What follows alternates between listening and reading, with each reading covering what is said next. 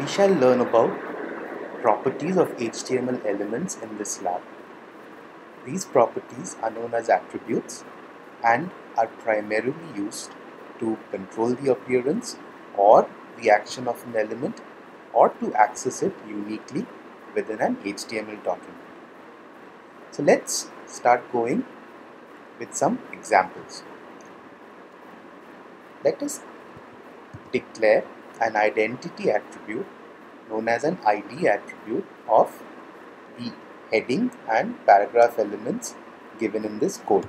So let's define an ID called active h1 for the heading and an ID of active para for the paragraph. So once again, save the file. Let's hit preview. So on the face of it, there's nothing special that seems to have happened here, but as we hover the mouse over the heading, the first thing you notice is that the mouse pointer has changed to the hand. Next, let's click on this. Wow, what happened? The paragraph disappeared. Let's click again. Well, it reappeared. So how did that happen? Well, by virtue of defining the IDs as we did. Now note that in the head section of this HTML document, we have included an external CSS and a JavaScript. Let's just take a look at the JavaScript file. So without going into what we've done here, see how the IDs that we just defined have been used in this JavaScript program. Essentially what we've done is written a small program that makes the web page behave as we just saw. Right? So now let's move on and learn a little bit more about attributes.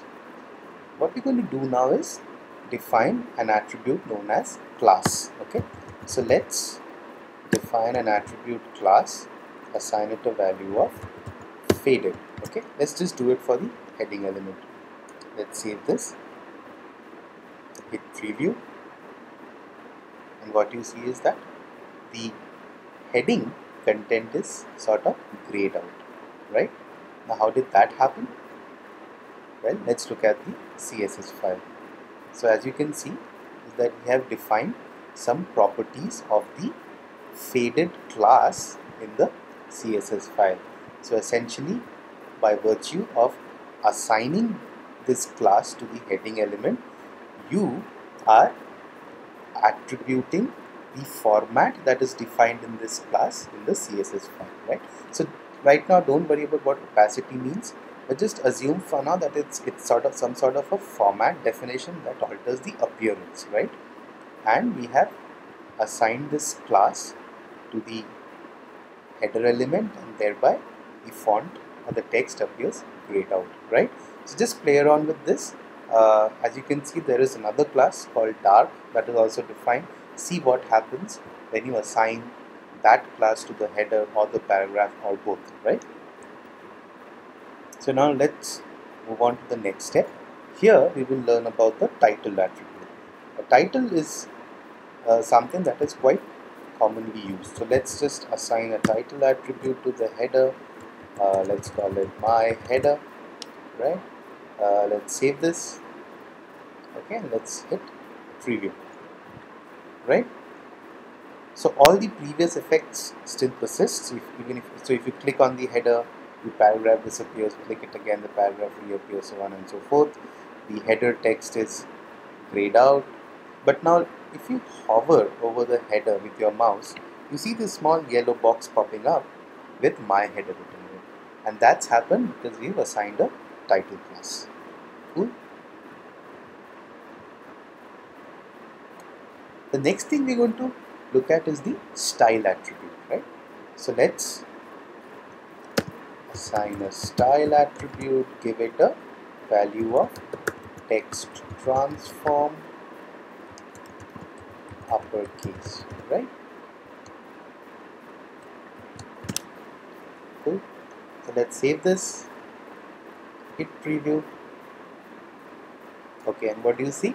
That the text content given in the header element now appears in block letters. And why has that happened? Because you specified a particular style attribute. Right? So in this case, the ID attribute in the header element allows us to introduce certain cool actions on the page. For instance, if you click on the header, the paragraph disappears and so on, right? The class attribute and the style attribute alter the appearance of the header element, while the title attribute shows you more information when you hover around it, right? So here are some of the things we've done by using the attribute of the header element. So just play around with whatever you've learned so far, assign some of these attributes to the paragraph element as well, and see what happens.